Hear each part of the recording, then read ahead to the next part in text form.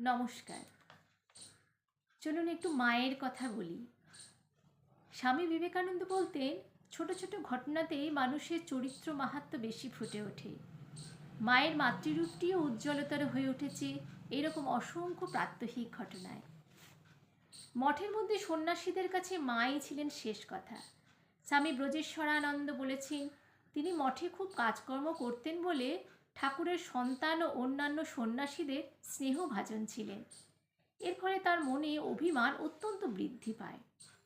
তিনি ঠিক করেন মঠের বাইরে কিছুদিন তপস্যায় কাটাবেন। মঠে প্রাচীন সন্ন্যাসীরা মত দিলেন না।